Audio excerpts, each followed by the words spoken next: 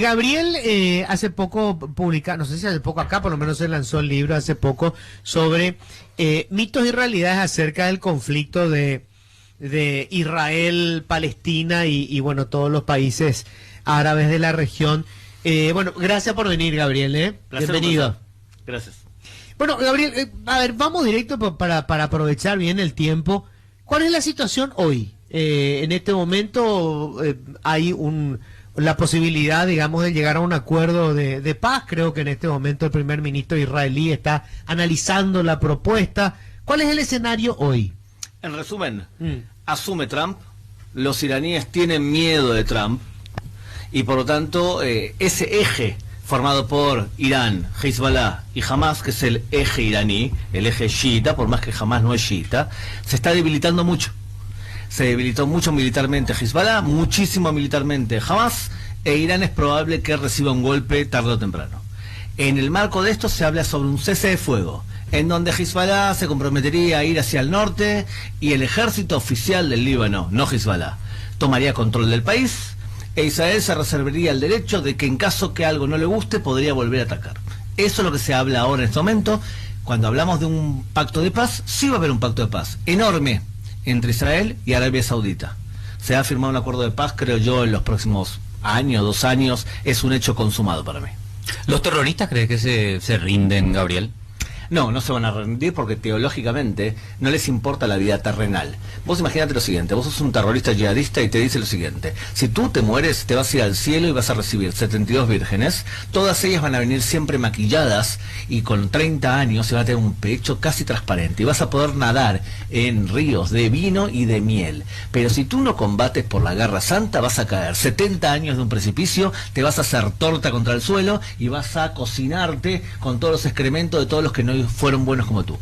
Ese tipo de pensamiento hace que tu vida terrenal no valga nada, lo que vale es la vida futura. Por lo tanto, no se van a rendir antes, van a ser mártires de la causa. Se les están acabando nomás las vírgenes, parece, ya el stock está medio limitado. Ahora, ¿cuál es la causa, el origen del conflicto, Gabriel? Porque, a ver, convengamos, cuando se crea el Estado palestino, hay una decisión que se toma. Palestina se divide en dos: está la Palestina judía, la Palestina musulmana, por decirlo así, porque no sé si todos eran musulmanes, ¿no?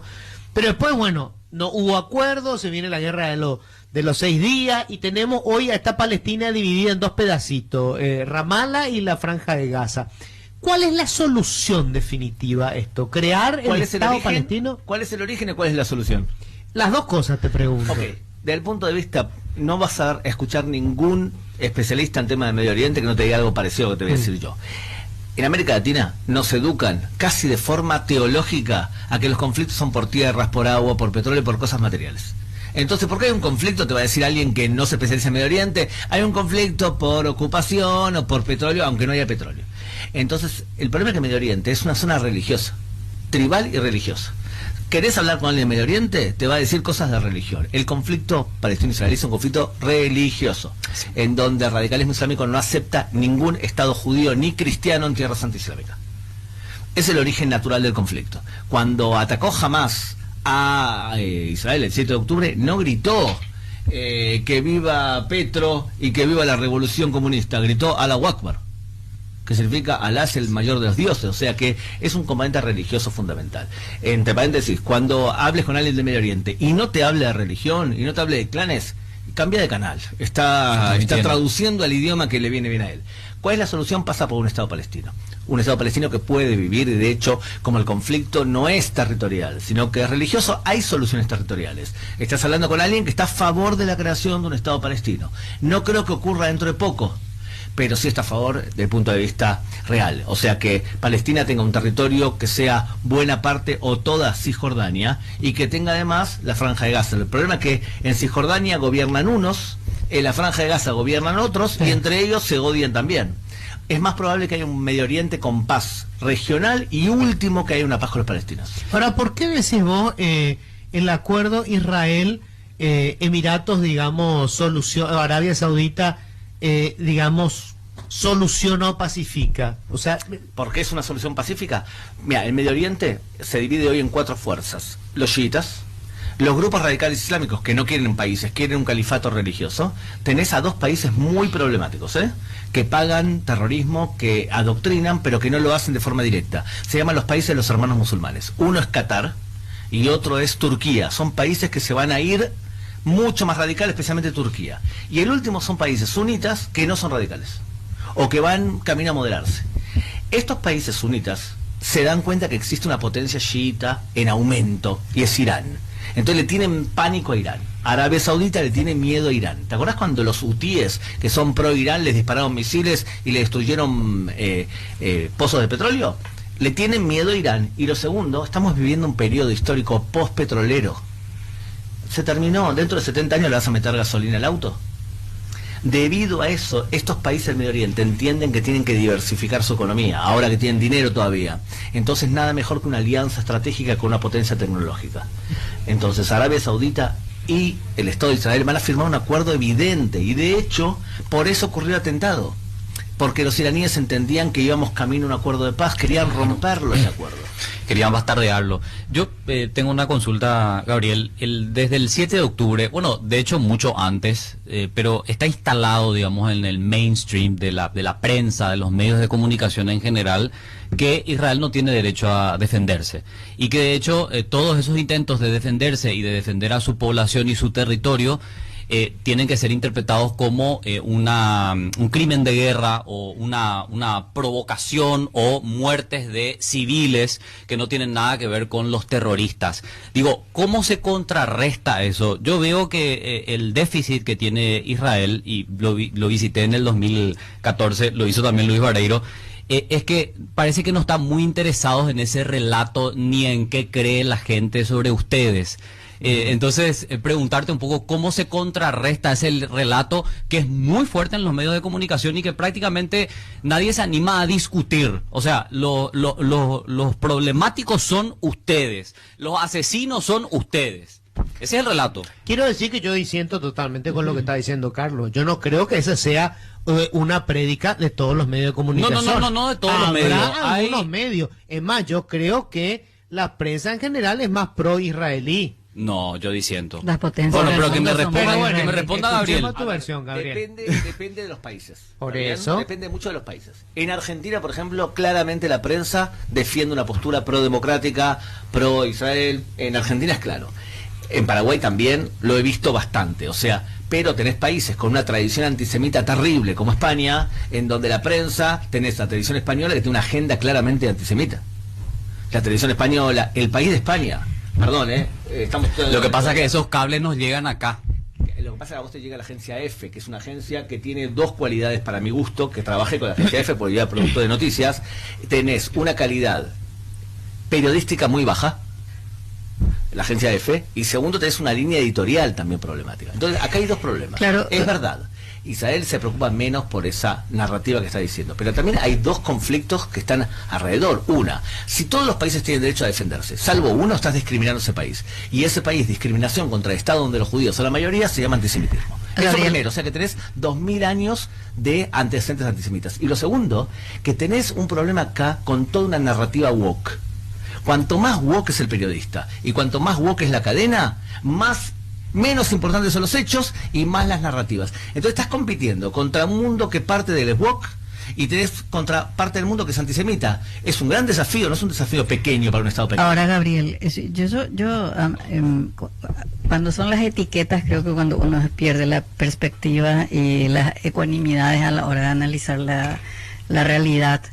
En el conflicto actual de Israel con Palestina, sin duda hay una superioridad bélica de Israel, y creo que también las muertes que se han causado en esta guerra han muerto más palestinos que israelitas.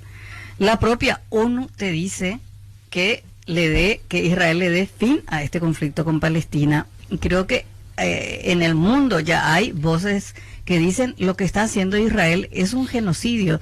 Y lo que más se cuestiona es que Israel ha sufrido, o sea, el judío ha sufrido el holocausto. Entonces se espera de Israel un mayor posicionamiento ético en este tipo de conflictos. Y en esta guerra, según las cifras, hay más niños muertos que soldados. Entonces te pregunto, ¿cuál es tu posición con respecto a eso que no lo dice la prensa o no lo dicen los WOC? Hay el organismo multilateral más importante del mundo, es la ONU, y la ONU dice, paren con esta guerra. Bueno, la ONU está conformada con 193 países, de los cuales 130 no son democráticos, son dictaduras islamofascistas y repiten esa ideología. O sea, no busques brújula moral en la ONU, porque la ONU no lleva a juicio ni a Maduro ni a Assad, sino que se mete con un país que es una democracia. Y segundo, en general el periodista woke cita lo que dice Hamas. La cifra que acabas de decir es la cifra facilitada por Hamas. Yo como especialista en Medio Oriente te digo, alrededor de los muertos hoy en la Franja de Gaza son 38.000. ¿Cómo lo sé? ¿Cómo lo sé? Porque el ratio, que es el número de muertos entre civiles y militares en las guerras de Israel contra Hamas, es 1-1. Significa que ahora han muerto, según Israel, 19.000 soldados de Hamas. Significa que murieron el doble. ¿Está bien? Son 38.000 muertos, no la cifra que da Hamas. O sea que ahí ya te están mintiendo. Lo que pasa es que ningún periodista va a venir después y va a decir, señores, yo fui un borrego y repetí la cifra que me dio Hamas. Y la ONU repitió la cifra que dio Hamas, porque después surgen los nombres y apellidos. Y sabemos que el ratio es 1-1. Y fuera de eso te voy a decir una cosa, sí es verdad, han muerto más palestinos, evidentemente, porque hay una estrategia de Hamas de colocar a los palestinos como escudos humanos. Entonces, lamentablemente, la persona tiene que decirle a Hamas, ustedes violan la ley internacional, no se puede poner a civiles como escudos humanos, mientras que ustedes se esconden abajo de la tierra. Y fuera de eso, cuando escucho que alguien dice sobre el número de muertos, me hace recordar a la siguiente relación. Los nazis y Alemania murieron 7 millones de alemanes durante la Segunda Guerra Mundial. Británicos murieron solamente 500.000. ¿Qué? ¿Porque murieron menos británicos? ¿Ellos tienen la culpa? No, según ahora, esta lógica, los nazis eran los buenos. Ahora, Gabriel, hay una cuestión. Yo estuve en Israel y algo que me llamó mucho la atención hablando con la gente y las diferentes instituciones es que el problema religioso no es solamente el lado musulmán. Me decían muchos israelitas, me decían, nosotros estamos absolutamente a favor de la creación del Estado palestino para cuanto menos eliminar ese argumento. Pero hay sectores religiosos ortodoxos en mi país que tienen minoría en el Parlamento, pero esa minoría vuelcan los resultados e impiden que podamos llegar a un acuerdo sobre esto. O sea, el problema religioso no es solamente el lado palestino, también es el lado del... Sí, pero hay una diferencia teológica fundamental, ¿eh? Dentro del Islam y del radicalismo islámico, el judío y el cristiano son religiones anuladas. Se dice en árabe din al-batel, y no tienen derecho a un Estado independiente. O sea que desde el punto de vista religioso teológico, dentro del Islam en su versión radical, no hay la aceptación de ningún Estado. En la teología judía, la tierra no es tan importante como la vida. La vida es más importante que la tierra. O sea que si se puede ceder tierras para que haya un Estado palestino y así asegurar la vida, teológicamente es bien visto en el judaísmo. Lo que pasa es que hay fuerzas políticas en Israel que piensan que toda la tierra es de los judíos, pero representan 2 diputados de 120. Claro. Entonces, yo te digo, si mañana viene un líder palestino y dice, quiero convivir con los judíos, quiero un Estado palestino y que exista el Estado de Israel, yo creo que en 5 minutos se crea un Estado palestino. Yo lo voy a apoyar. Gabriel, necesito que profundices, por favor, lo de Donald Trump, porque nosotros en esta mesa solemos tener debates muy apasionantes sobre eso, y yo, digamos, soy una persona que admira a Donald Trump, creo que es evidente, pero muchas veces es como que, quizás no sé expresarme correctamente o no tengo todos los datos a disposición. ¿Por qué por qué es importante para el fin de este conflicto que Donald Trump haya llegado a la Casa Blanca? ¿Y por qué estaba lejos de una salida pacífica si volvían a ganar los demócratas, verdad? Entonces, me gustaría que por favor expliques con mucha paciencia ese punto. ¿Quién es más creíble para ti como sheriff? ¿Donald Trump o Joe Biden? Por favor, que me está preguntando. ¿Estamos de acuerdo que es más creíble? Para mí. Yo no. Para mí, porque no, la mesa piensa diferente. Como creíble, ¿está bien? Sí. Yo no lo creo, no le creo a Trump ni una sola letra, ¿eh? Ok, pero fíjate lo siguiente. Había 2 opciones. Claro. La opción era la opción de Kamala Harris y de el ideólogo que es Barack Obama. Claro. Y Barack Obama lo que dice es, el Medio Oriente espera que alguien le ponga límite a Irán, que se expandió mucho y que amenaza nuclearmente a sus vecinos. ¿Qué decía Barack Obama? Hay que arropar a Irán. hay que sacarle las sanciones y hay que meterlo a la comunidad internacional. Así Esta mismo. ideología fracasó. Los países como Arabia Saudita le dice a Barack Obama, ¿usted está loco? Eso no es una buena forma para nosotros. Viene de pronto el sheriff, Donald Trump, y le dice a los países del Medio Oriente, yo apoyo a mis aliados y estoy dispuesto a, si se pasan de la raya, les bajo la cabeza. ¿Por qué lo hace? Porque, por ejemplo, ya mató a Qasem Soleimani. Qasem Soleimani, de la Fuerza Al-Quds, era el principal instigador de terrorismo en todo el Medio Oriente. Estados Unidos lo mató. Sí. Entonces, yo les pregunto a ustedes, si fueses ayatollah en Irán, y tú sabes que llegó Trump al poder, Me cago en las patas. tal cual, fíjense cómo es así, que Qatar, que es un gran financista del terrorismo, lo primero que hizo fue echar al Hamas de su De su ciudad, territorio, de su territorio. claro. ¿Por qué? Porque le tiene miedo a Trump. Que Trump no los ubique a ellos como el eje del mal. Entonces es más creíble Trump. Eso significa que puede ser que haya más paz en el Medio Oriente, porque cuando sos creíble que tus amenazas pueden concretarse, la gente en general actúa de forma racional. Nadie quiere perder el poder, que es lo más importante en Medio Oriente. Entonces sí creo que Donald Trump puede... Fíjate lo siguiente, cuando estuvo en la cadencia anterior, se firmaron los acuerdos de Abraham. Así mismo. Acuerdos de paz muy importantes. Lo El- hizo Barack Obama. No lo hizo Barack Obama, lo hizo Donald Trump. Bueno. Porque la verdad es que en el Medio Oriente, no digo el resto del mundo, puede ser acá en América Latina que no sea bueno, pero en el Medio Oriente el que tiene fuerza convence. Y el que es débil no convence. Y Trump convence más que Biden ni hablar, ¿no? Gabriel, el libro lo lanzaste acá en estos días, ¿no? Aquí en Paraguay, pero ya tiene 24.000 Sí. copias. Ajá. O sea que vamos bien. Y es una técnica simpática. ¿Vos estás viviendo en Argentina o en Israel? Hace 35 años viví en Israel y Ajá. me especializo en terrorismo islámico. De hecho, capacito Pues, ¿sabes a qué? gente en ese tema. Para cerrar nomás, me impresionó en Israel la colectividad argentino-judía que hay. La cantidad de gente que habla español en Israel es realmente impresionante. Peor para ustedes, porque ustedes son paraguayos, llegan a Israel y los ponen que son argentinos. Cierto. A ver, Eso es cierto. 180.000 latinos. 180.000, de los cuales 120.000 argentinos. Mira, ok. Qué Claro.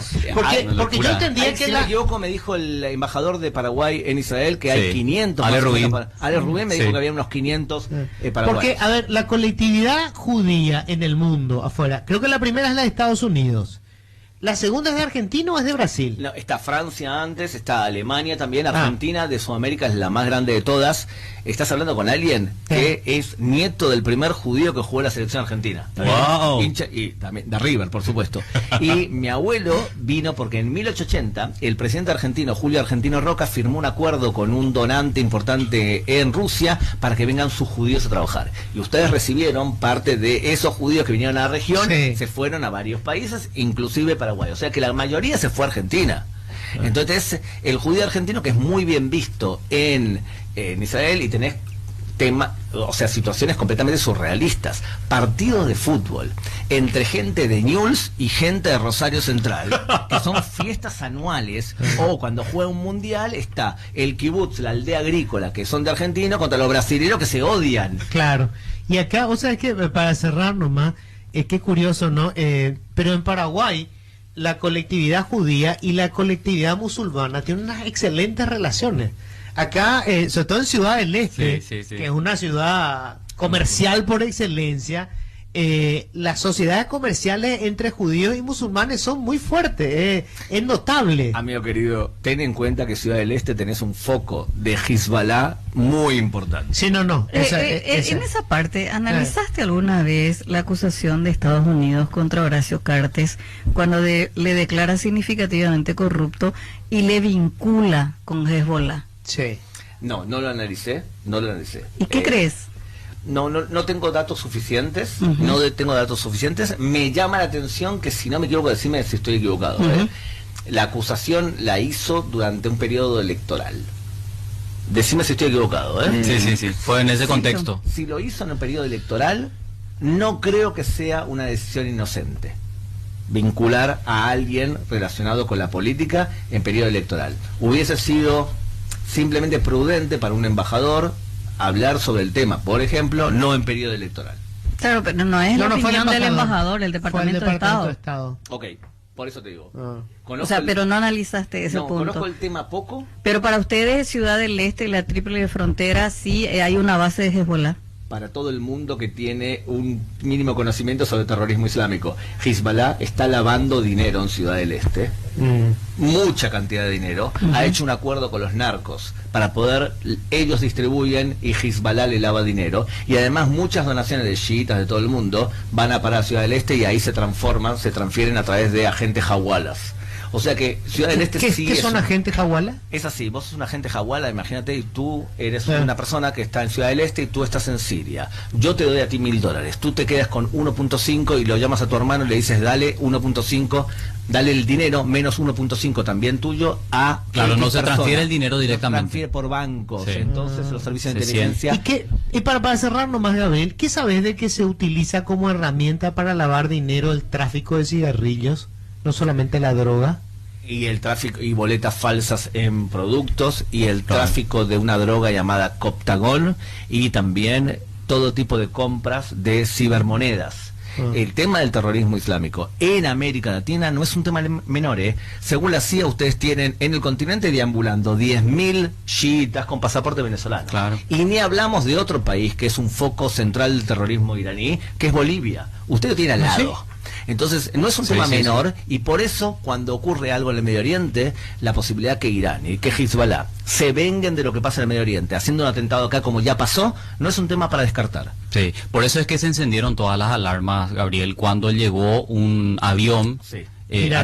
iraní con bandera venezolana y justamente a retirar una carga de cigarrillos. Y la acusación más grave contra Horacio Cigarrillos Cartes... son otra cosa más. Y otras cosas más, obviamente, porque no utilizaba un camión, un avión carguero de ese tipo para llevar una carguita de cigarrillos. Y la cuestión con Horacio Cartes es que su negocio, que es el contrabando de cigarrillos, utiliza la misma ruta que utilizan los narcotraficantes, los terroristas, o sea, confluyen todos en una misma ruta. Pero aquí eso nunca se investigó. Problemático es el tema. Te voy a decir algo general. Sí. He aprendido en los años investigando el terrorismo islámico que los malos siempre se unen. Por Y supuesto. los buenos no siempre se unen. Ahí está. Buen punto. Gabriel, muchísimas gracias. Gracias. Muchísimas gracias.